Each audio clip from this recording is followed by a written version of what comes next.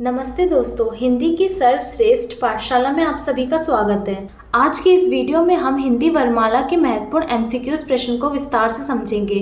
यदि आप किसी प्रतियोगी परीक्षा या अन्य शिक्षण परीक्षाओं की तैयारी कर रहे हैं तो ये वीडियो आपके लिए बहुत ज़्यादा महत्वपूर्ण होने वाली है। वीडियो को अंत तक ज़रूर देखें और अपने उत्तर कॉमेंट में बताएं। तो चलिए वीडियो को शुरू करते हैं। प्रश्न नंबर 1, हिंदी वर्णमाला में कुल कितने वर्ण होते हैं? Option A 50, option B 52, option C 48, option D 54। दोस्तों, तो इसका राइट ऑप्शन होगा ऑप्शन बी 52, क्योंकि हिंदी वर्णमाला में कुल 52 ध्वनियाँ या वर्ण होते हैं। अगला प्रश्न है, हिंदी में स्वरों की संख्या कितनी मानी जाती है? Option A 10, option B 11, option C 13, option D 15। इसका राइट ऑप्शन होगा ऑप्शन बी 11।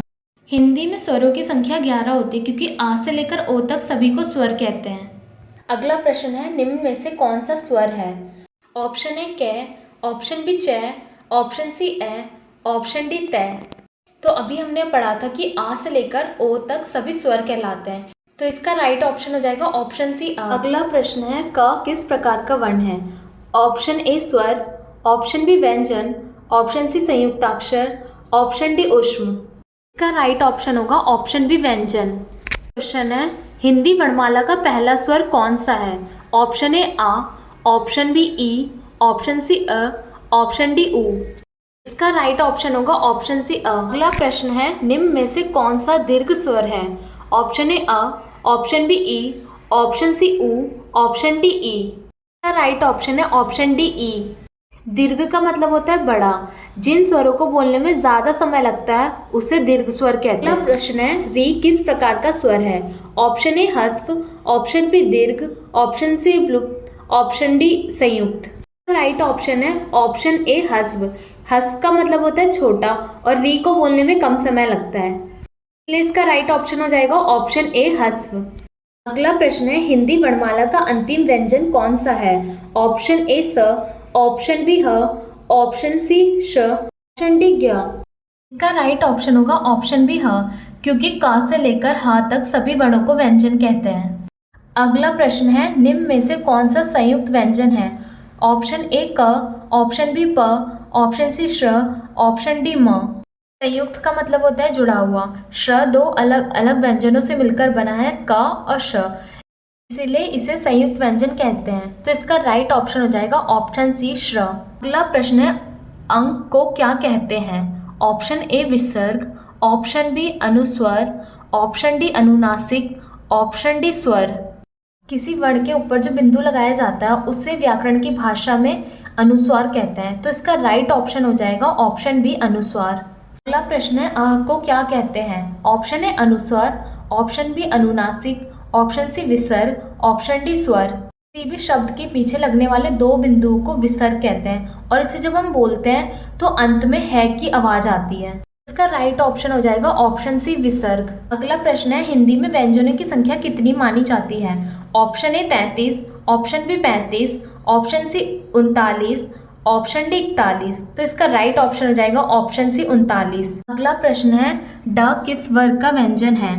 ऑप्शन ए क वर्ग का, ऑप्शन बी च वर्ग, ऑप्शन सी ट वर्ग, ऑप्शन डी त वर्ग। इसका राइट ऑप्शन है ऑप्शन ए क वर्ग। अगला प्रश्न है, क वर्ग का प्रथम वर्ण कौन सा है? ऑप्शन ए ख, ऑप्शन बी क, ऑप्शन सी ग, ऑप्शन डी घ। तो इसका राइट ऑप्शन क्या होगा आप लोग कमेंट में बताना। अगला प्रश्न है, च वर्ग का अंतिम वर्ण कौन सा है? ऑप्शन ए ज, ऑप्शन बी झ, ऑप्शन सी ण, ऑप्शन डी छ। इसका राइट ऑप्शन है ऑप्शन सी ण। अगला प्रश्न है, ट वर्ग का तीसरा वर्ण कौन सा है? ऑप्शन ए अ, ऑप्शन बी ड, ऑप्शन सी ढ, ऑप्शन डी अण। इसका राइट ऑप्शन है ऑप्शन बी ड। अगला प्रश्न है, त वर्ग का चौथा वर्ण कौन सा है? ऑप्शन ए थ, ऑप्शन बी द, ऑप्शन सी ध, ऑप्शन डी न। इसका राइट ऑप्शन है ऑप्शन सी ध। नंबर 18, प वर्ग का अंतिम वर्ण कौन सा है? ऑप्शन ए म, ऑप्शन बी भ, ऑप्शन सी व, ऑप्शन डी फ। इसका राइट ऑप्शन है ऑप्शन ए म। अगला प्रश्न है, य र ल व किस श्रेणी के व्यंजन हैं? ऑप्शन ए स्पर्श, ऑप्शन बी ऊष्म, ऑप्शन सी अनस्त, ऑप्शन डी संयुक्त। तो इसका राइट ऑप्शन है ऑप्शन सी अनस्त। अगला प्रश्न है, श, श, स, ह किस श्रेणी के व्यंजन हैं? ऑप्शन ए अंश, ऑप्शन बी ऊष्म, ऑप्शन सी स्पर्श, ऑप्शन डी संयुक्त। तो इसका राइट ऑप्शन है ऑप्शन बी ऊष्म। अगला प्रश्न है ज्ञ किसका उदाहरण है? ऑप्शन ए स्वर, ऑप्शन बी व्यंजन, ऑप्शन सी संयुक्त स्वर, ऑप्शन डी विसर्ग। तो इसका राइट ऑप्शन है ऑप्शन सी संयुक्त स्वर। अगला प्रश्न है अ चिन्ह को क्या कहते हैं? ऑप्शन ए अनुस्वर, ऑप्शन बी विसर्ग, ऑप्शन सी चंद्र बिंदु, ऑप्शन डी हलंत। तो इसका राइट ऑप्शन है ऑप्शन सी चंद्र बिंदु। इस चिन्ह का आकार आधे चांद जैसा होता है और ऊपर एक बिंदु, इसलिए इसे चंद्र बिंदु कहते हैं। अगला प्रश्न है हिंदी वर्णमाला का पहला व्यंजन कौन सा है? ऑप्शन ए ख, ऑप्शन बी क, ऑप्शन सी ग, ऑप्शन डी च। तो इसका राइट ऑप्शन है ऑप्शन बी क। स्वर खत्म होने के बाद जब व्यंजन की शुरुआत होती है तो पहला अक्षर क आता है, इसलिए क को ही हम हिंदी वर्णमाला में पहला व्यंजन कहते हैं। अगला प्रश्न है ह किस वर्ग में रखा जाता है? ऑप्शन ए अंश, ऑप्शन बी ऊष्म, ऑप्शन सी स्पर्श, ऑप्शन डी संयुक्त। इसका राइट ऑप्शन है ऑप्शन बी ऊष्म, क्योंकि जब हम ह को बोलते हैं तो हमारे गले और मुंह से ऊष्म निकलता है, इसलिए इसे ऊष्म व्यंजन कहते हैं। अगला प्रश्न है श्र किसके योग से बना है? ऑप्शन ए क और स से, ऑप्शन बी क और श से, ऑप्शन बी ख और श से, ऑप्शन डी क और श से। इसका राइट ऑप्शन है ऑप्शन बी क और श, क्योंकि जब आधा क और पूरा श मिलते हैं तब जाकर श्र अक्षर बनता है। अगला प्रश्न है ओ कौन सा स्वर है? ऑप्शन ए ह्रस्व, ऑप्शन बी दीर्घ, ऑप्शन सी संयुक्त, ऑप्शन डी व्यंजन। तो ओ जो होता है वो दो अलग अलग स्वरों से मिलकर बनता है, इसलिए इसे संयुक्त स्वर कहते हैं। इसका राइट ऑप्शन है ऑप्शन सी संयुक्त स्वर। अगला प्रश्न है ए का निर्माण किससे होता है? ऑप्शन ए अ और ई, ऑप्शन बी अ और ए, ऑप्शन सी अ और उ, ऑप्शन डी अ और आ। इसका राइट ऑप्शन है ऑप्शन ए अ और ई, कि जब अ और आ के बाद ए मिलता है तो ए बनता है। प्रश्न है ओ का निर्माण किससे होता है? ऑप्शन ए अ और उ से, ऑप्शन बी अ और ओ से, ऑप्शन सी अ और ए से, ऑप्शन डी अ और आ से। इसका राइट ऑप्शन है ऑप्शन ए अ और उ से। जब अ और अ के बाद ओ मिलता है तो ओ बनता है। राइट ऑप्शन हो जाएगा ऑप्शन ए अ और उ। अ का उच्चारण करते समय मुख कितना खुलता है? ऑप्शन ए कम, ऑप्शन बी अधिक, ऑप्शन सी बिल्कुल नहीं, ऑप्शन डी आधा। तो इसका राइट ऑप्शन है ऑप्शन बी अधिक। अगला प्रश्न है निम्न में से कौन सा ह्रस्व स्वर है? ऑप्शन ए है बड़ी ई, ऑप्शन बी बड़ा ऊ, ऑप्शन सी छोटी ई, ऑप्शन डी ए। ह्रस्व का मतलब होता है छोटा, और छोटी ई को बोलने में कम समय लगता है, बड़ी ई, बड़ा ऊ और ए को बोलने में छोटी ई से अधिक समय लगता है। तो इसका राइट ऑप्शन हो जाएगा ऑप्शन सी ई। अगला प्रश्न है निम्न में से कौन सा दीर्घ स्वर है? अब दीर्घ मतलब हो जाएगा बड़ा, तो ऑप्शन ए है ऊ, ऑप्शन बी र, ऑप्शन सी बड़ी ई, ऑप्शन डी छोटी ई। इसका राइट ऑप्शन हो जाएगा ऑप्शन सी बड़ी ई, क्योंकि बड़ी ई को उच्चारण करने में ज़्यादा समय लगता है और दीर्घ का मतलब होता है बड़ा। तो इसका राइट ऑप्शन है ऑप्शन सी बड़ी ई। अगला प्रश्न है हिंदी वर्णमाला में कौन सा स्वर नहीं है? ऑप्शन ए अ, ऑप्शन बी र, ऑप्शन सी ल, ऑप्शन डी ए। इसका राइट ऑप्शन है ऑप्शन सी ल, क्योंकि ल एक व्यंजन है, स्वर नहीं। अगला प्रश्न है च किस वर्ग का व्यंजन है?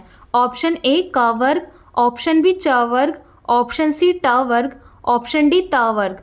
तो इसका राइट ऑप्शन है ऑप्शन बी च वर्ग, क्योंकि च वर्ग की शुरुआत ही च वर्ण से होती है, च, छ, ज, झ, अड़ा। अगला प्रश्न है ठ किस वर्ग का व्यंजन है? ऑप्शन ए ट वर्ग, ऑप्शन बी त वर्ग, ऑप्शन सी प वर्ग, ऑप्शन डी च वर्ग। इसका राइट ऑप्शन है ऑप्शन ए ट वर्ग, क्योंकि जब हम ट वर्ग की लाइन पढ़ते हैं तो ठ दूसरे नंबर में आता है, इसलिए इसका राइट ऑप्शन हो जाएगा ऑप्शन ए। अगला प्रश्न है फ किस वर्ग का व्यंजन है? ऑप्शन ए त वर्ग, ऑप्शन बी प वर्ग, ऑप्शन सी क वर्ग, ऑप्शन डी च वर्ग। राइट ऑप्शन है ऑप्शन बी प वर्ग। प वर्ग की जो लाइन होती है वो इस प्रकार होती है प, फ, ब, भ, म। फ व्यंजन प वर्ग के दूसरे नंबर में आता है, तो इसलिए इसका राइट ऑप्शन हो जाएगा ऑप्शन बी प वर्ग। अगला प्रश्न है न किस वर्ग का अंतिम वर्ण है? ऑप्शन ए क वर्ग, ऑप्शन बी च वर्ग, ऑप्शन सी त वर्ग, ऑप्शन डी प वर्ग। राइट ऑप्शन होगा ऑप्शन सी त वर्ग, क्योंकि त वर्ग जो है उसकी लाइन है त, थ, द, ध, न, और न त वर्ग के सबसे आखिरी नंबर में आता है, इसलिए इसका राइट ऑप्शन है ऑप्शन सी, त वर्ग। अगला प्रश्न है श यानी कि षटकोण वाला श किस प्रकार का व्यंजन है? ऑप्शन ए अंत, ऑप्शन बी ऊष्म, ऑप्शन सी स्पर्श, ऑप्शन डी संयुक्त। तो हमने पहले पढ़ा था कि जिस भी व्यंजन को बोलने से हमारे मुंह से गर्म ऊर्जा बाहर आती है तो वो ऊष्म कहलाता है। तो हम श जब बोलते हैं तो हमारे मुंह से गर्म ऊष्म बाहर आती है, तो इसलिए इसका राइट ऑप्शन है ऑप्शन बी ऊष्म। अगला प्रश्न है म किस वर्ग का व्यंजन है? त वर्ग का, ऑप्शन बी ट वर्ग का, ऑप्शन सी प वर्ग का, ऑप्शन डी क वर्ग का। तो इसका राइट ऑप्शन है ऑप्शन सी प वर्ग का। प वर्ग की जो लाइन होती है वो इस प्रकार होती है प, फ, ब, भ, म। अगला प्रश्न है हिंदी वर्णमाला में ऊष्म व्यंजनों की संख्या कितनी होती है? Option A 2, option B 3, option C 4, option D 5। तो इसका राइट ऑप्शन है ऑप्शन सी 4। ऊष्म व्यंजन वो होते हैं जिन्हें बोलते वक्त हमारे मुंह से गर्म हवा बाहर आती है, और श, और स और ह ये चारों ऊष्म व्यंजन है, क्योंकि इन चारों को बोलते वक्त हमारे मुंह से गर्म ऊष्मा निकलती है। अगला प्रश्न है निम्न में से कौन सा ऊष्म व्यंजन नहीं है? ऑप्शन ए श, ऑप्शन बी श, ऑप्शन सी स, ऑप्शन डी व। तो इसका राइट ऑप्शन है ऑप्शन बी व, क्योंकि व को बोलते वक्त हमारे मुंह से गर्म ऊष्म नहीं आ रही है, तो इसलिए इसका राइट ऑप्शन है ऑप्शन डी व। प्रश्न है र किस श्रेणी का व्यंजन है? ऑप्शन ए अनस, ऑप्शन बी ऊष्म, ऑप्शन सी स्पर्श, ऑप्शन डी संयुक्त। तो इसका राइट ऑप्शन है ऑप्शन ए अनस्त। य, र, ल और व को अनस्त व्यंजन कहते हैं, क्योंकि जब हम इन्हें बोलते हैं तो इनका जो उच्चारण होता है वो स्वर और व्यंजन दोनों के बीच का सा महसूस होता है, इसलिए य, र, ल और व को अनस्त व्यंजन कहते हैं। अगला प्रश्न है ड किस स्थान से उच्चारित होता है? ऑप्शन ए कंठ, ऑप्शन बी तालु, ऑप्शन सी मूर्धा, ऑप्शन डी दंत। तो इसका राइट ऑप्शन है ऑप्शन ए कंठ, क्योंकि पूरे क वर्ग यानी कि क, ख, ग, घ, अड़ा उसको बोलते समय जो आवाज़ है वो सीधा कंठ यानी कि गले से निकलती है, इसीलिए इसका उच्चारण स्थान कंठ कहलाता है। अगला प्रश्न है हिंदी वर्णमाला में अनस्त व्यंजनों की संख्या कितनी है? Option A 2, option B 3, option C 4, option D 5। तो इसका राइट ऑप्शन है ऑप्शन सी 4, क्योंकि हिंदी वर्णमाला में य, र, ल, व अनस्त व्यंजन कहलाते हैं, इसीलिए इसका राइट ऑप्शन है ऑप्शन सी 4। अगला प्रश्न है निम्न में से कौन सा संयुक्ताक्षर है? ऑप्शन ए त, ऑप्शन बी न, ऑप्शन सी त्र, ऑप्शन डी प। तो इसका राइट ऑप्शन है ऑप्शन सी त्र, क्योंकि त्र दो व्यंजन त और र से मिलकर बनता है, इसलिए इसे संयुक्ताक्षर कहते हैं। अगला प्रश्न है श्र किसका उदाहरण है? ऑप्शन ए स्वर, ऑप्शन बी संयुक्ताक्षर, ऑप्शन सी ऊष्म व्यंजन, ऑप्शन डी ह्रस्व स्वर। इसका राइट ऑप्शन है ऑप्शन बी संयुक्ताक्षर, क्योंकि श्र दो शब्दों से मिलकर बनता है, श्र और र। अगला प्रश्न है हिंदी वर्णमाला में ज्ञ को क्या माना जाता है? ऑप्शन ए स्वर, ऑप्शन बी अनस्त व्यंजन, ऑप्शन सी संयुक्ताक्षर, ऑप्शन डी ऊष्म व्यंजन। तो इसका राइट ऑप्शन है ऑप्शन सी संयुक्ताक्षर, कि ज्ञ वर्ण की उत्पत्ति भी दो वर्णों के मेल से होती है। अगला प्रश्न है वर्णों के व्यवस्थित समूह को क्या कहते हैं? ऑप्शन ए भाषा, ऑप्शन बी शब्द, ऑप्शन सी वर्णमाला, ऑप्शन डी वाक्य। तो इसका राइट ऑप्शन है ऑप्शन सी वर्णमाला। जैसे मोतियों को एक साथ पिरोने पर माला बनती है, वैसे ही वर्णों और अक्षरों को सही और व्यवस्थित ढंग से एक साथ लिखने पर वर्णमाला तैयार होती है। अगला और आखिरी प्रश्न है हिंदी वर्णमाला का आधार किस लिपि पर है? Option A Roman, option B Gurmukhi, option C Devanagari, option D Urdu. ये बहुत ज़्यादा इंपॉर्टेंट प्रश्न है, क्योंकि एग्जाम में बार बार पूछा जाता है, तो इस पर ज़रूर अपना ध्यान दें। तो इसका राइट ऑप्शन है ऑप्शन सी देवनागरी। हिंदी भाषा को जिस लिखावट में लिखा जाता है उस लिपि का नाम देवनागरी है, इसलिए इसका राइट ऑप्शन है ऑप्शन सी देवनागरी। तो दोस्तों आपको ये वीडियो कैसी लगी कमेंट में ज़रूर बताना। अगर आपको वीडियो पसंद आई है तो वीडियो को लाइक ज़रूर करना और चैनल को सब्सक्राइब करना मत भूलना। मिलते हैं नेक्स्ट वीडियो में, तब तक हमारे चैनल को फॉलो कर लो।